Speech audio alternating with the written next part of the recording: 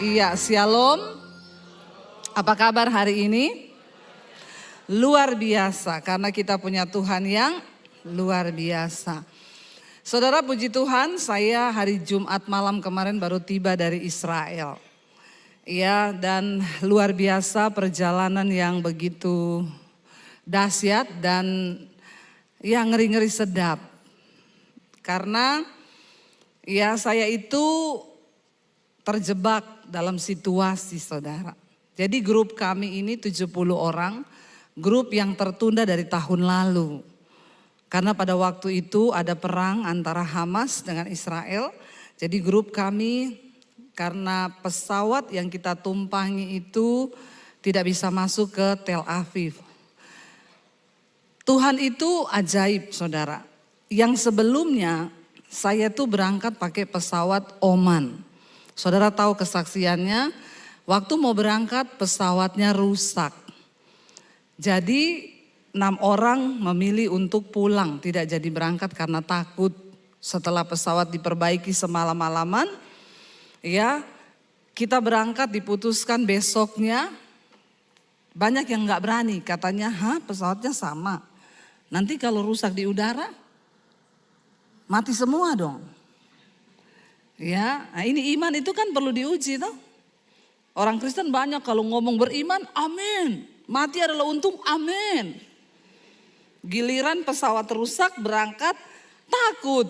Waduh, kalau pesawatnya jatuh, saya bilang kan mati adalah untung toh.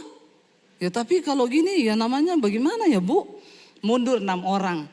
Jadi saya bilang sama travelnya, kali ini cari pesawat yang aman. Pakai aja Emirates, nggak apa-apa harganya agak mahal, yang penting terjamin keamanannya.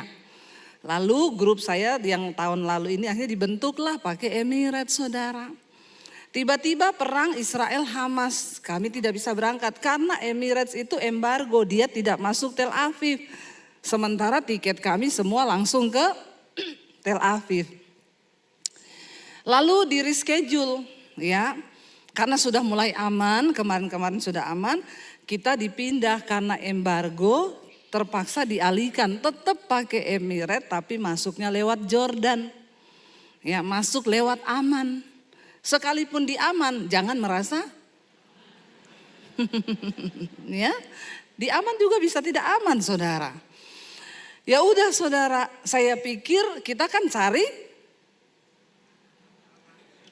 manusia itu suka cari, ya saya cari aman pakai Emirates yang bagus. Tiba-tiba di reschedule, saudara. Sudah semangat mau berangkat, saya lihat pendeta-pendeta sudah pada berangkat. Aman Bu, aman. 2 hari sebelum kami berangkat, keluar berita Iran menyerang Israel dengan 200 rudal.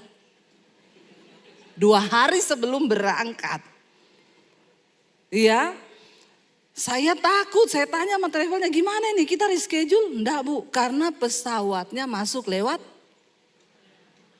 Makanya jangan suka cari, Tuhan bikin tidak.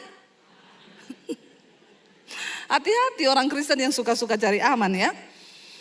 Jadi dia bilang kalau kemarin tiket kita mungkin ke Tel Aviv tetap masih aman, kita bisa reschedule lagi. Tapi karena sudah dirubah, ya lewat Jordan, ini Emirates ke Jordan tidak ada reschedule Bu.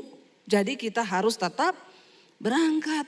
Saya bilang sama suami, waduh baru habis diserang loh ini. Ya. Lalu berita datang, tenang Bu, Israel tidak akan menyerang balik. Puji Tuhan, saya berdoa, Tuhan berangkat enggak. Karena semua peserta menaruh imannya kepada saya. Ya, beberapa orang saya tanyai mereka jawabnya gini, ya kita sih terserah Ibu Debbie. Enak ngomong begitu ya. Coba kalau saya putuskan tidak berangkat, tiketnya pada angus semua, hilang semua duitnya. Marah-marah gak sama saya? Pasti ngomongnya itu pendeta tidak beriman. Memang pendeta itu selalu jadi sasaran. Jadi saya tuh berdoa, saya bilang sama suami, aduh dalam nama Yesus semoga ada reschedule, semoga ini pesawat ini tidak berangkat. Karena kita lewat Dubai lalu terus ke Jordan, dirubah nggak langsung Tel Aviv. Saudara, tiba-tiba dapat kabar sehari sebelum berangkat Dubai, banjir. Saya seneng, haleluya, puji Tuhan. Pasti kita enggak jadi berangkat. Tuhan menjawab doaku.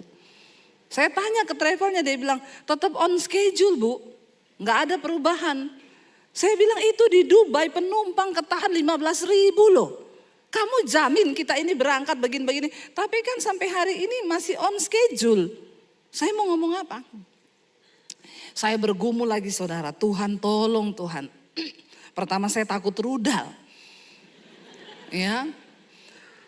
Lalu saya bilang sama suami gini. Say, aku sudah minta tanda ini. Kalau sampai sebelum kita berangkat.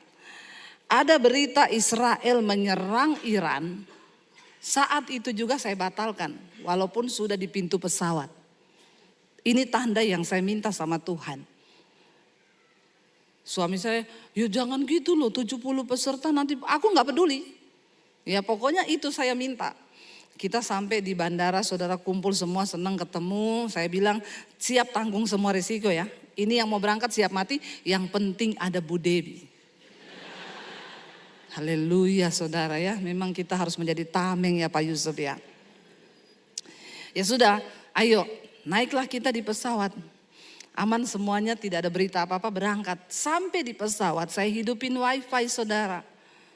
Teman saya kirim, Bu barusan Israel menyerang Iran. Saya bilang Tuhan, kenapa begini Tuhan? Aku kan minta tanda toh, supaya ya Tuhan kasih tanda kalau memang Israel mau menyerang. Karena ini pasti memanas lagi. Lalu teman saya kirim lagi berita. Beberapa pesawat Emirates putar balik. Karena serangan Israel ke Iran. Yang tujuan ke Teheran itu semua putar balik. Saya bilang, oh Bapak lagi di udara. Kan saya tidak bisa turun. Tapi saya tuh sampai bertanya begini, Tuhan ini maksudnya apa toh? Ya. Cuma satu yang Tuhan bilang sama saya yang saya dapat, makanya jangan suka cari. Sampai di Dubai, saya berdoa nih saudara, karena saya dengar semua penumpang itu terlantar. Kami harus bermalam semalam di Dubai, karena banjir. Saya baru kali itu lihat bandara Dubai, orang tidur bergelimpangan di bandara. Ya, bukan cuma orang Indonesia, semua orang bule semua udah tidur di bandara. Saya baca berita 15.000 penumpang stuck di Dubai. Lalu setelah kami dapat, kita antri panjang ini semua saudara berdiri.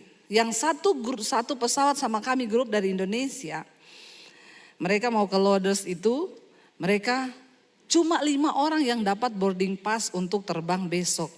Sisanya 17 orang. Maaf, tidak ada penerbangan. Kalian harus nginap di Dubai 6 hari. Hah? Terus kita ngapain di Dubai? Terus travel kita yang sudah diatur semua di sana, enggak bisa, tidak ada penerbangan.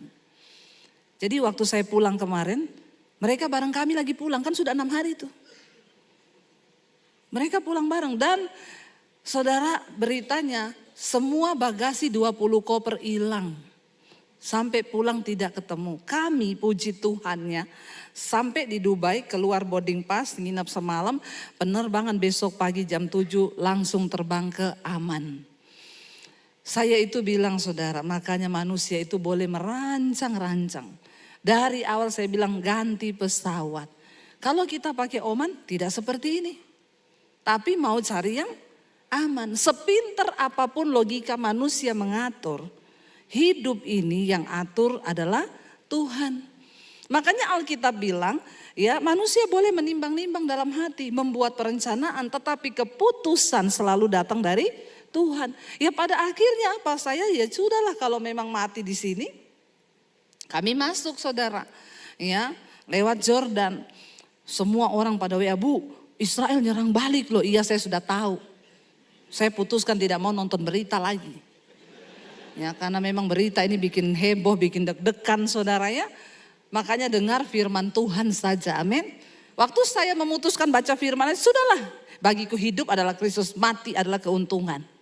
Kalau sudah sampai di situ mau apa coba? Kan iblis udah gak bisa nakutin kita kan. Saudara, hari ini mungkin saudara juga berkata, saya juga lagi dalam pergumulan, Bu. Iman ini harus bertumbuh, saudara. Banyak orang ngomong percaya, gampang percaya Tuhan. Waktu pesawat kami rusak, di situ saya baru melihat iman-imannya orang. Ya, saya nggak bisa berangkat, Bu. Saya takut, Bu, kalau pesawatnya rusak di tengah jalan. Lalu kita jatuh bagaimana? Itu penuh dengan pergumulan. Ada lagi yang datang sama suami saya, Pak, saya enggak punya iman. Saya titip sama Pak Daniel ya iman saya. Enggak ada titipan iman, titip dolar boleh. Titip iman kagak. Sendiri-sendiri. Kenapa dalam hidup ini Tuhan izinkan kita ini mengalami pergumulan, tekanan. Saudara dengar baik. Tidak ada orang yang namanya tercatat di Alkitab, tokoh-tokoh yang hebat, yang tidak mengalami pergumulan yang hebat. Sebab orang hebat dihasilkan dari tekanan yang berat. Saudara mau jadi orang hebat? Kok enggak mau? Bertobat nih jemaat nih semua ya. Baru dibilang begitu udah enggak mau nih.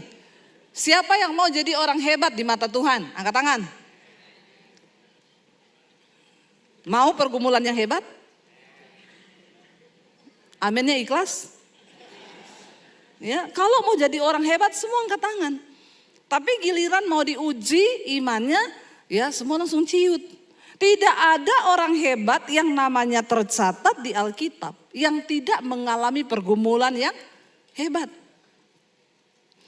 Kita baca Daniel, ya, dia mengalami pergumulan iman.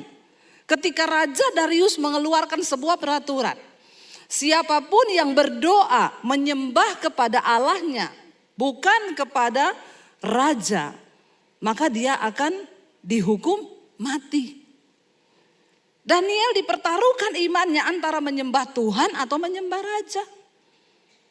Tapi imannya teruji. Sehari dia berdoa berapa kali? Ya, 3 kali dia berdoa sehari. Dia semakin menguatkan imannya, saudara. Lalu ditangkaplah dia.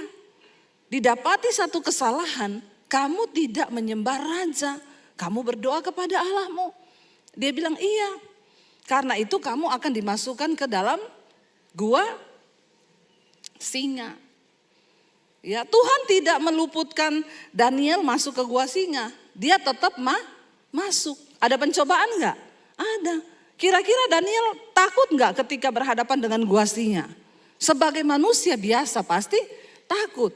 Tapi apa yang menyebabkan imannya tetap kuat? Dia percaya bahwa hidupnya adalah milik Tuhan, matinya pun juga milik Tuhan. Kita harus sampai kepada sebuah tujuan iman yang dewasa bahwa kita percaya hidup mati kita itu adalah milik Tuhan. Dia nggak takut, ya. Mati itu, saudara, bukan memisahkan kita dari Tuhan. Rasul Paulus berkata, tidak ada satu pun yang dapat pisahkan aku dari Tuhan. Apakah itu kelaparan, ketelanjangan, aniaya. Bahkan Rasul Paulus bilang, aku ingin cepat-cepat beralih dari tubuhku yang fana ini. Supaya aku bisa menetap dan diam bersama dengan Tuhan. Mati itu enak. Amin. Loh, kok enggak ada yang amin loh ya. Masih cinta dunia semua ini ya saudara. Mati itu enak. Kita bersatu dengan Tuhan. Kalau iman kita sudah sampai di titik itu, tidak ada lagi yang bisa menggelisahkan kita, saudara. Ya, dan iman itu memang harus diuji. Kita nggak bisa bilang, oh iman saya kuat. Hati-hati, barang siapa merasa teguh berdiri, hati-hati supaya kamu jangan jatuh. Iman itu bisa dikatakan kuat kalau sudah melewati ujian. Ya, nggak ada orang bisa dikatakan orang hebat kalau belum ada pencapaian. Semakin banyak ujian yang kita alami, maka semakin kuat juga iman kita. Karena dalam setiap ujian kita mengalami pengalaman pribadi dengan Tuhan. Amin. Akhirnya kami satu grup pulang selamat. Mereka bilang, Bu, ini di Indonesia heboh loh. Nih keluarga saya, kamu nggak apa-apa, nggak apa-apa. Saya bilang sama dia, kita nggak ketemu rudal di sini. Nggak ada. Pemberitaanmu tuh heboh. Di sini aman-aman aja. Kita malah VIP kemarin. Di Israel tidak ada pun satu grup. Jadi tempat-tempat itu dibuka hanya karena kita datang. Padahal kalau kita pergi biasanya kan mau foto aja antri kan. Foto di kuburan Yesus diomongin 2 detik, gak boleh lama-lama 2 detik. Kemarin sampai bosan di dalam. Gak disuruh-suruh pulang. Karena cuma kita yang masuk, gak ada orang. Benar-benar tidak ada orang. Ya, gak usah takut saudara. Kalahkan ketakutan kita, amin. Banyak berita-berita yang kita dengar hari-hari ini. Virus baru masuk, virus Singapura lah, apalah inilah. Percaya aja, hidup Kristus, mati itu untung. Saya sangat percaya kalau tugas saya belum selesai, saya gak bakal mati. Tapi kalau tugas saya sudah selesai, ya mau gimana pun juga, ya mau stem cell, mau apa-apa tetap mati. Saya salut ada teman saya saudara, dia cerita, Bu kita tuh pergi ke Rusia. Sampai di sana kita diketemuin dokter hebat. Itu dokternya tentara-tentara Rusia Bu. Itu di sana yang sangat terkenalnya itu adalah stem cell-nya di sana. Jadi stem cell itu stem cell kita dibaharui semuanya. Lalu ketika sudah ketemu dokter itu, ya mereka ditanyakan berapa nih yang mau stem cell. Semua mau karena ini dokter hebat yang menangani untuk prajurit-prajuritnya Rusia. Lalu teman saya ini ditanya, mau nggak? Dia bilang buat apa?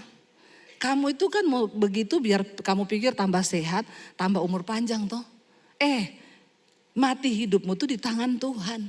Biar kamu mau stem cell berapa ratus juta. Kalau udah waktunya mati ya. Amin. Amin saudara. Jangan terlalu bangga kalau kita ini rutin check up, rutin ini minum itu, minum ini, minum itu. Jangan bangga. Ya. Boleh olahraga, boleh harus ya.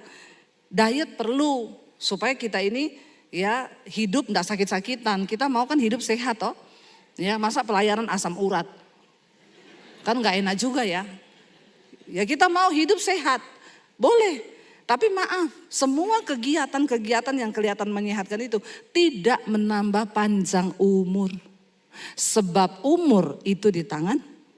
Ingat ya, jangan sampai kita melenceng dari iman loh. Ya. Banyak orang berusaha untuk semakin ini semakin itu. Dia pikir supaya umur panjang. Enggak saudara. Ya supaya kita sehat di dunia ini. Tapi umur itu tetap di tangan Tuhan. Kita harus diuji imannya. Enggak ada orang itu hebat ya yang tidak diuji imannya itu enggak ada. Ya kenapa saya bisa seperti hari ini? Saya mengalami ujian terpaan semua. Coba saudara hitung apa yang belum diuji dari bagian hidupmu. Ada yang lulus dari ujian kepahitan. Sudah disakiti, difitnah, enggak pahit-pahit dia tetap manis. Nah itu lulus. Amin. Jangan enggak lulus loh dalam ujian kepahitan. Ini hanya ujian yang seujung kuku enggak ada apa-apanya. Dibandingkan dengan gua singa, dibandingkan dengan pedang yang dihadapi Rasul Paulus, dibandingkan dengan orang-orang yang menderita di Alkitab. Enggak ada saudara. Ditulis begini, maka ya kepahitanlah Daud. Enggak ada. Jadi kepahitan itu sebenarnya enggak masuk hitungan. Tapi orang Kristen zaman now ujian kepahitan aja tidak bisa lulus. Pahit sama mertua, pahit sama ya menantu, pahit sama ipar, pahit sama kakak, pahit sama tetangga, pahit sama supir angkot. Bayangkan saudara, sopir angkot aja dipahit, ini orang sakit jiwa. Ya. Kalau dalam ujian kepahitan aja kita nggak lulus, aduh saya pastikan imanmu itu benar-benar nggak tumbuh, nggak mungkin tumbuh. Engkau cuma jadi Kristen yang tiap minggu ke gereja tapi pulang nggak mengalami apa-apa. Jangan tidak mengalami Tuhan loh saudara dalam hidup ini. Jangan imanmu nggak bertumbuh loh. Tuhan udah mau datang nih, tanda-tanda telah nyata nih.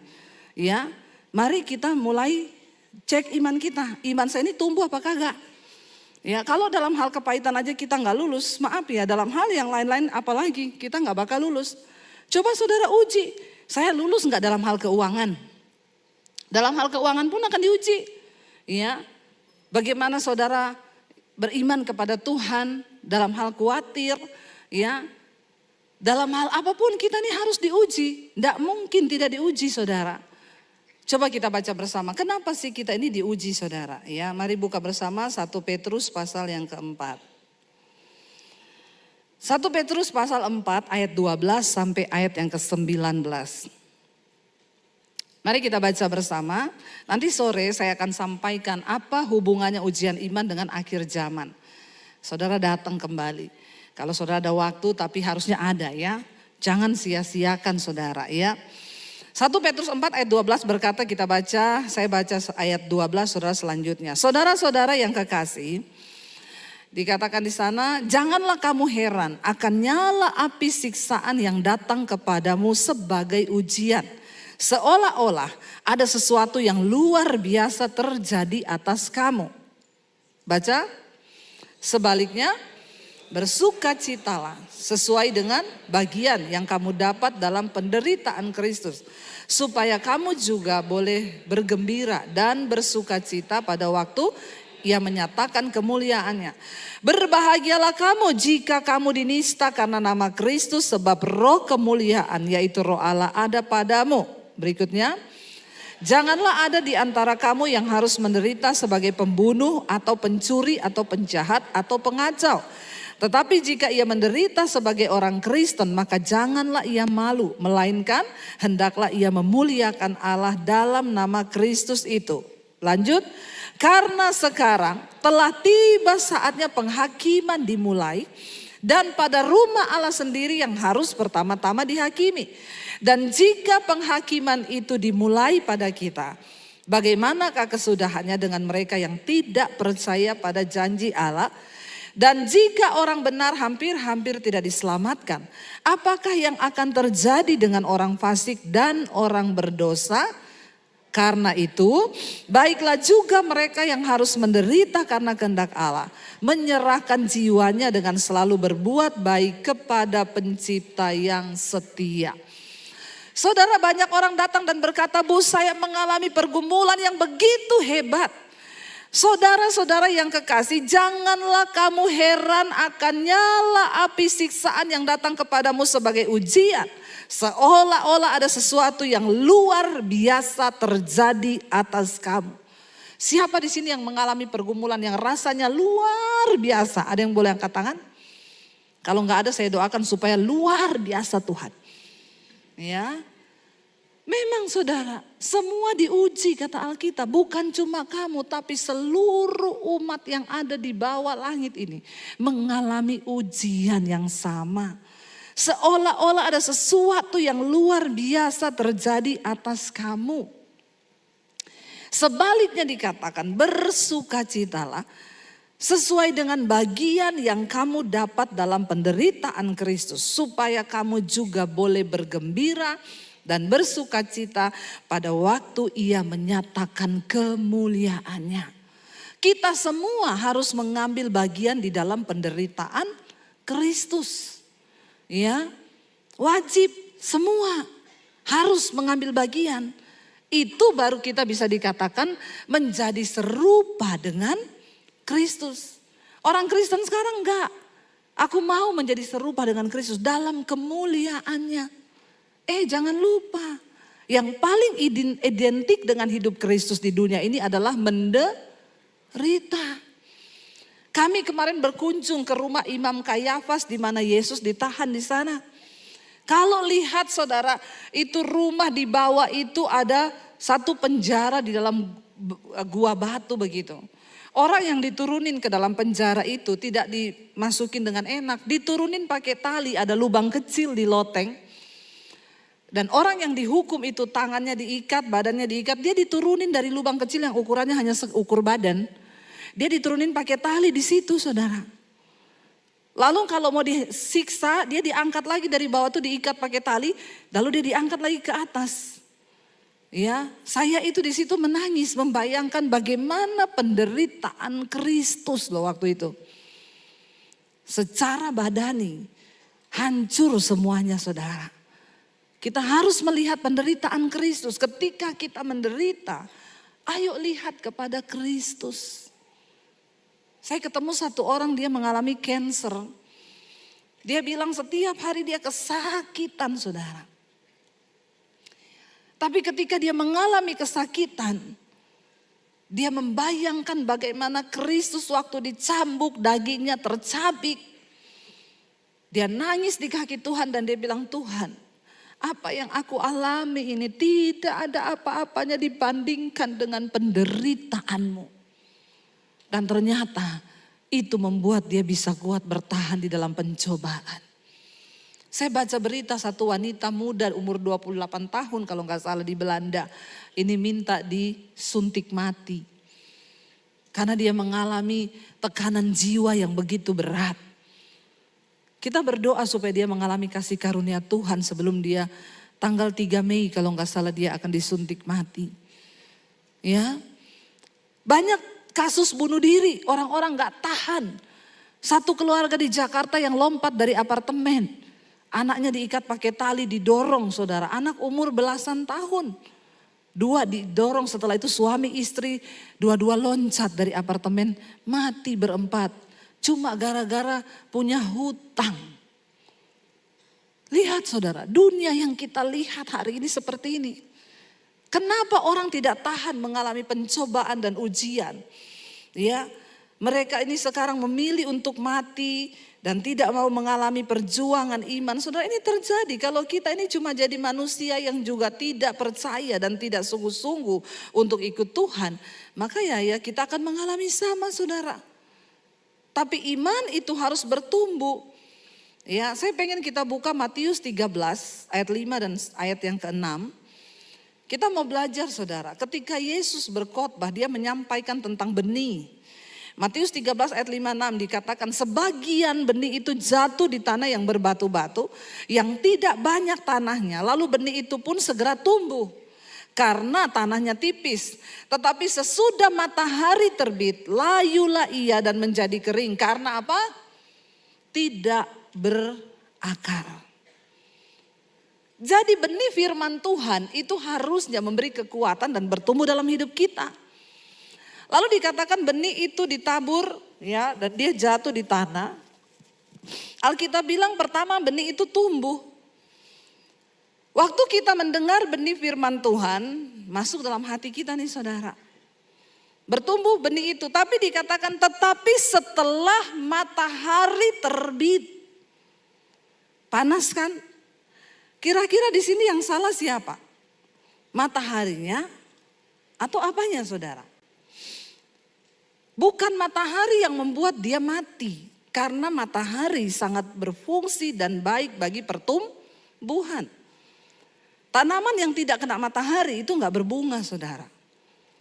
Ya, tanaman yang tidak kena matahari itu tidak bisa subur. Karena proses memasak makanan itu fotosintesis terjadi di daun.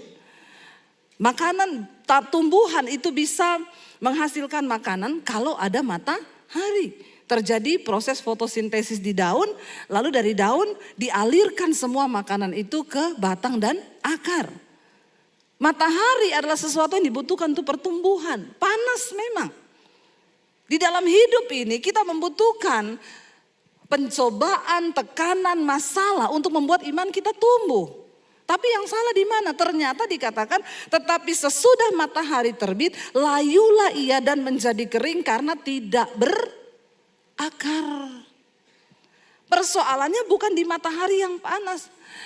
Dalam hidup ini masalah boleh datang silih berganti, tekanan boleh datang silih berganti, itu diibaratkan matahari yang menyengat panas. Tapi kalau akar kita, iman kita bertumbuh dalam firman Tuhan, maka harusnya itu tidak membuat iman kita mati. Karena matahari itu sangat dibutuhkan untuk pertumbuhan. Seperti halnya tekanan. Kenapa saya menjadi kuat iman saya saudara? Pertama saya terima Yesus, langsung saya diperhadapkan dengan persoalan yang begitu berat. Antara mati dan hidup. Tapi saya bilang, kalau kamu pilih Yesus, saya bunuh kamu. Tidak main-main loh tantangannya. Setiap hari saya cuma menangis sama Tuhan. Ya, tidak ada pendeta yang menguatkan saya waktu itu. Hanya Roh Kudus yang benar-benar menjadi penolong. Saya nangis di kamar. Saya berlutut di kamar. Ya, makanya saya bilang orang kalau pergi ke Israel kemarin pada tanya sama saya.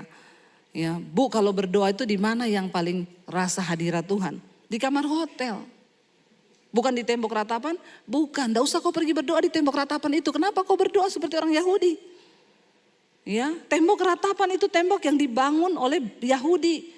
Kenapa dijadikan tembok ratapan untuk mereka berdoa? Karena tempat itu dianggap tempat yang paling dekat dengan ruang maha kudus dari bait Allah yang pernah ada. Ya, saya bilang orang Yahudi berdoa di sana karena mereka menolak Yesus sebagai Mesias. Sampai hari ini mereka menangis di tembok ratapan karena mereka meminta Mesias segera datang ke Israel. Lah kalau kau ikut-ikutan berdoa di situ berarti kau juga menolak Yesus. Nggak usah saudara ya. Saya kasih pengajaran yang benar kepada orang Kristen. Ya ada orang yang aneh-aneh kan. Ngambil batu dari tembok ratapan buat apa bu? Mau dibawa pulang. Ngapain lu aneh-aneh begitu? Ya Yesus bilang kalau kau mau berdoa. Masuk di kamarmu. Tutup pintu. Berdoa kepada Bapamu yang tersembunyi. Sebab Bapa yang tersembunyi akan menjawab doa dari tempat yang tersembunyi. Makanya Yesus tegur keras orang Yahudi. Kau gak usah berdoa seperti orang munafik. Kau berdoa di jalan-jalan. Menangis di situ, menangislah di rumah. Amin. Yesus berkata kepada perempuan Samaria. Nenek moyangmu berdoa di gunung mencari Allah. Kami berdoa di Yerusalem. Tapi akan datang waktunya, Yesus bilang. Orang tidak akan lagi berdoa di Yerusalem dan tidak akan lagi berdoa di gunung untuk mencari Allah. Karena Bapa mencari penyembah yang benar, yang menyembah Bapa dalam roh dan kebenaran. Sebab kita ini adalah bait Allah yang hidup. Di mana bait Allah itu sekarang? Kenapa itu saudara sekarang Dome of the Rock itu menjadi perebutan antara dunia, itu menjadi perebutan 3 agama. Ya, karena disitulah bait Allah pertama didirikan oleh Salomo dan Dome of the Rock itu adalah Bukit Moria di mana di situ Abraham pertama kali mempersembahkan korban. Itu menjadi penting bagi agama Yahudi, Kristen dan Muslim. Karena orang Muslim percaya dari situlah Muhammad naik ke sorga. Orang Yahudi menganggap itu adalah bait pertama kali yang dibangun di situ untuk mereka mencari Allah. Ya, tetapi Yesus bilang, aku akan datang, aku akan merobohkan bait Allah itu dan aku akan membangunnya kembali dalam waktu 3 hari. Itulah alasan kenapa Yesus disalibkan. Dia dianggap menghujat Allah karena dia mau merobohkan tempat yang sakral bagi orang Yahudi. Mereka tidak mengerti maksud dari pernyataan Yesus. Makanya ketika Yesus disalib, Alkitab berkata, tabir bait Allah itu terbelah menjadi 2. Tidak ada lagi pemisah antara kita dengan Tuhan. Kita nggak perlu lagi lewat imam untuk datang kepada Tuhan. Makanya saya bilang jangan titip-titip doa. Nggak usah titip doa sama pendeta. Nggak usah cari-cari Pak Yusuf, Pak tolong dong berdoa buat ini. Nggak usah. Jangan cari-cari saya Bu, tolong dong doakan ini. Saya tidak akan berdoa buat saudara, percayalah. Enggak ada, saya tidak akan berdoa. Ya. Saudara punya hak istimewa untuk datang sendiri kepada Tuhan. Sebab hubunganmu dengan Tuhan tidak bisa diwakili oleh siapapun. Amin. Apalagi suruh-suruh bu suamiku bu doakan. Pret. Saya gak akan berdoa buat suamimu. Saya tidak cinta sama suamimu. Doa yang menggetarkan sorga. Doa yang lahir dengan cinta. Bagaimana mungkin saya bisa berdoa dengan cinta buat suamimu? Bagaimana mungkin saya bisa menangis bagi anak-anakmu? Siapa yang bisa menangis bagi anak-anakmu? Ya kitalah. Makanya Yesus berkata kepada perempuan-perempuan yang menangis ketika dia disalib. Yesus bilang, jangan tangisi aku. Tangisi dirimu sendiri dan keluargamu. Kita mengerti kan sekarang saudara. Makanya iman itu gak bisa diwakili. Biar setiap ujian iman yang kita alami itu dikatakan di sana seperti nyala api. Tapi dikatakan dia bilang apa tadi? Berbahagia akan hal itu sebab ya engkau mengambil bagian di dalam penderitaan Kristus saudara. Ya kita baca ayat yang selanjutnya ini sudah selesai ya waktunya ya. Tapi enggak apa-apa ya. Amin. Ya. Dikatakan di sana saudara, ayat yang selanjutnya, kenapa kita harus berbahagia? Dikatakan, ya sebaliknya kita bersuka cita sesuai dengan bagian yang kamu dapat dalam penderitaan Kristus, supaya kamu juga boleh bergembira dan bersuka cita pada waktu apa? Ia menyatakan kemuliaannya. Dengan kata lain, hanya orang-orang yang mau menderita di dalam penderitaan Kristus di dunia ini yang akan mengalami kemuliaan Tuhan kelak kalau dia datang kembali. Kalau saudara nggak mau menderita, saudara tidak dimuliakan. Berbahagialah kamu jika karena nama Kristus kita ini menderita, tapi penderitaannya harus dilihat saudara. Karena ayat ini dengan jelas berkata, karena itu jangan ada di antara kamu yang menderita karena apa? Pencuri, pembunuh, penjahat, pengacau, selingkuh, pelakor. Itu nggak masuk hitungan penderitaan Kristus ya. Ya, nggak masuk hitungan. Kalau Bu, saya sekarang ekonomi saya tergoncang. Kenapa? Karena saya ini ada pelihara perempuan. Jadi saya minta Ibu berdoa supaya Tuhan pulihkan. Saya bilang, pret. Tuh keluar pretnya itu. Ya, itu penderitaan yang kau cari-cari. Itu bukan menderita karena Kristus, itu menderita karena dagingmu, karena hawa nafsumu. Jangan kita menderita karena pembunuh, pencuri, pengacau, penjahat. Ya. Kalau itu kuncinya adalah bertobat. Kita hidup benar aja banyak masalah saudara. Hidup benar aja banyak masalah. Apalagi kalau hidupmu itu bengkok-bengkok bapak-bapak ya, hati-hati ya. Jangan tambah-tambahin pergumulan iman ya. Iman kita ini lurus aja banyak pencobaan. Apalagi kalau bengkok-bengkok. Ya, uang pas-pasan mau selingkuh. Kasihan deh lu. Ada loh yang gak tahu diri. Gak tahu diri. Ya. Bukan berarti setelah kau juga punya uang boleh selingkuh. Orang yang hidup dalam dosa itu pasti tidak tenang jiwanya. Saya jamin saudara. Karena kerajaan Allah bicara tentang kebenaran, damai sejahtera dan sukacita. Tolak ukurnya kita ini sudah ada di sorga walaupun di bumi apa. Kalau dalam hidupmu itu ada kebenaran, damai sejahtera, sukacita. Tapi saya nggak punya duit Bu. Tetap sukacita kalau punya Tuhan. Lu nggak ada yang ngamen loh. Kayaknya meragukan ya. Ya, saya bisa berkata begini karena saya mengalami. Saya mengalami bagaimana ujian iman kami lewati dalam rumah tangga. Tidak punya duit. Makanya kemarin saya cerita saudara.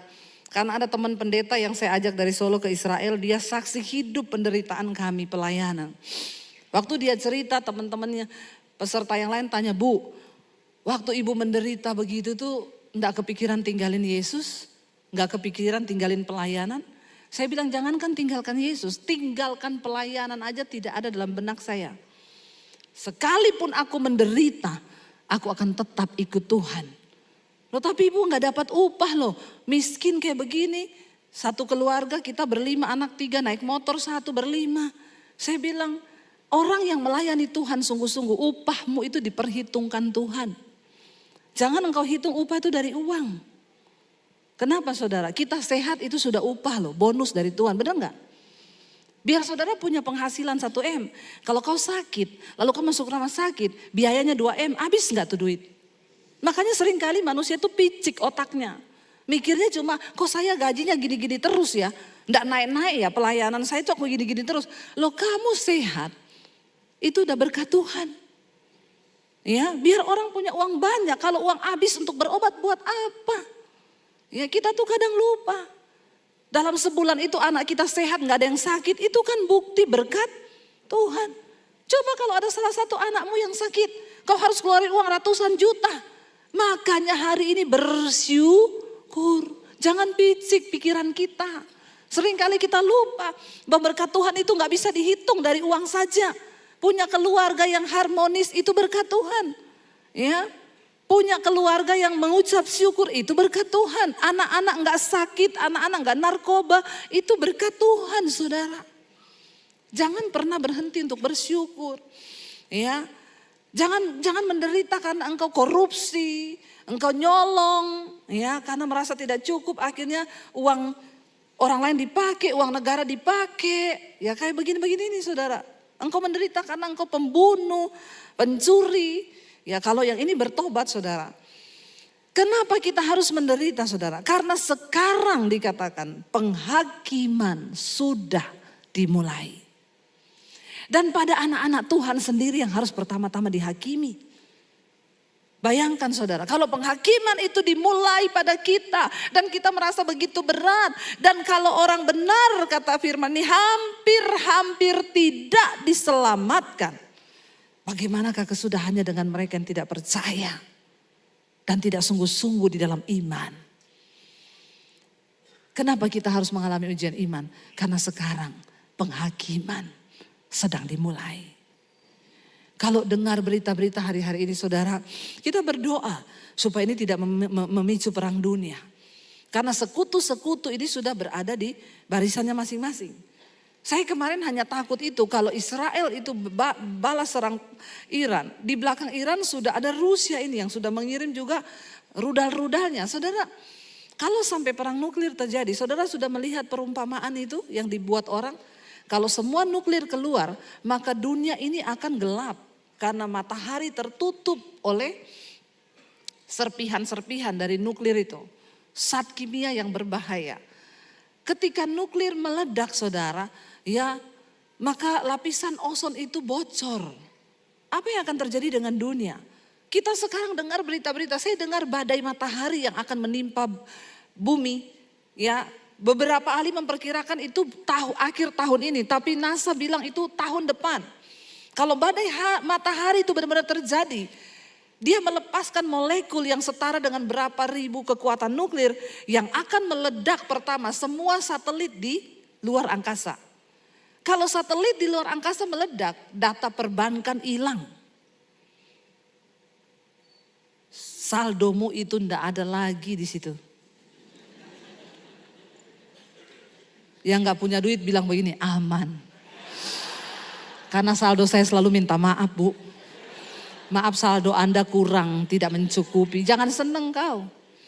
Waktu satelit semua meledak. Maka HP-mu itu buango. Internet enggak ada. Bisa manusia hidup tanpa internet? Berarti juga listrik padam. Semuanya sistem mati di dunia ini. Lalu pabrik semua mati. Dan itu adalah kehidupan berhenti. Saya itu mencoba membayangkan kalau saya baca di surat Petrus dikatakan bahwa bumi ini akan hancur dalam nyala api yang begitu hebat dan unsur-unsur dunia akan lenyap dalam nyalanya. Saya pikir mungkin yang akan jadi neraka itu matahari yang meledak. Kalau kita lihat, saudara yang pernah lihat, matahari itu kan gede banget kan. Bumi itu kan cuma secuil toh. Bumi ini berputar mengelilingi matahari kan.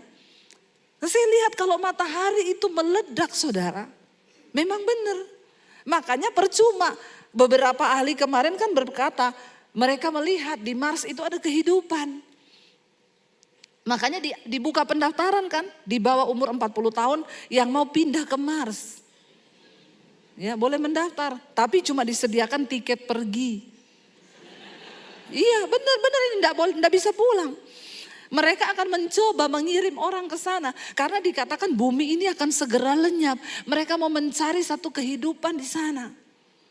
Ya, mereka mau mencoba di sana ada kehidupan apa? Bisa enggak orang hidup? Karena mereka bilang kalau bumi ini lenyap kan lumayan di Mars ada kehidupan. Saudara yang mau silakan mendaftar. Mumpung Agung Podomoro belum buka di sana. Masih murah kapling tanah, ambil sendiri. Ukur sendiri. Ya, tapi saya jadi berpikir, lah kalau bumi hancur orang pindah ke Mars, doa Bapa kami berubah, datanglah kehendak-Mu di Mars seperti di sorga. Itu tidak masuk akal. Masa ada doa Bapa kami di Mars seperti di sorga? Kan adanya di bumi, berarti yang ada kehidupan itu hanya di. Tapi kan manusia ini pinter, mencari segala sesuatu. Bahkan saya mendengar ya sudah disediakan bunker di bawah tanah loh. Orang yang punya uang 16 triliun boleh beli di sana. Saya bingung juga, oke lah orang kaya bisa masuk ke bunker itu. Ada persediaan makanan, semua ada. Waktu dia keluar sudah tidak ada orang. Terus mau ngapain juga hidup ya? Mending mati. Tapi manusia kan dengan otaknya dan semua itu akan terjadi saudara. Ini bukan dongeng, ini bukan dongeng. Makanya nanti sore saya akan sampaikan tentang ya kenapa iman harus diuji, apa kaitannya dengan akhir zaman. Jangan cuma dengar yang enak-enak saja ya. Kita harus buka mata nih melihat ke depan nih akan terjadi. Ya, dikatakan penghakiman sedang dimulai. Kalau penghakiman di dunia ini kita tidak lulus. Alkitab berkata, satu saat kita akan berdiri di hadapan tahta pengadilan Kristus. Saudara seneng gak mau kiamat nih, seneng gak? Saudara seneng gak dengar mau kiamat? Tidak seneng saudara, pulang aja, pulang. Saya seneng saudara, kenapa? Alkitab bilang kita ini anak Tuhan, orang-orang yang mempercepat waktu kedatangan Kristus. Karena kalau tidak dipercepat, maka tidak ada satupun yang selamat. Semua binasa. Ikut dengan ya keduniawian ini. Kita adalah orang-orang yang mempercepat waktu kedatangan Tuhan. Mukanya biasa aja lihat saya, enggak usah begitu, aneh. Kayaknya saya salah tempat ini. Ini gereja Kristen toh? Harusnya bilang amin, Tuhan mau datang, amin. Kita kan orang-orang yang mukanya tegang ini pasti masih banyak dosa ini. Makanya enggak kepengen Tuhan datang segera. Beresin hidupmu, beresin. Yang masih suka selingkuh bertobat. Ya, yang di rumah bapak-bapak marah-marah bertobat. Ya, ibu-ibu juga bertobat. Perbaiki diri supaya kalau Tuhan datang kita semua siap diangkat. Amin. Ngapain lama-lama di dunia kan? Lihat dunia udah begini. Ya, biar Tuhan segera datang. Jemput kita orang-orang yang dikenan oleh Tuhan. Saya undang para imam musik maju ke depan. Saudara, ayo, ya biar kita hari-hari ini mempersiapkan iman kita. Ya, ayo Tuhan bentuk aku Tuhan. Jangan takut dengan proses, belum mati. Saudara hari ini mungkin masalah keuangan begitu berat. Anda belum mati, jangan bunuh diri, amin. Jangan, datang pada Tuhan. Biar kita mau bilang di setiap musim hidup kami ini Tuhan. Kami mau tetap percaya kepada Tuhan. Kami mau tetap beriman kepada Tuhan. Supaya kita ini keluar sebagai pemenang-pemenang saudara. Ingat, satu saat kita akan berdiri di hadapan tahta pengadilan Kristus. Bangkit berdiri bersama.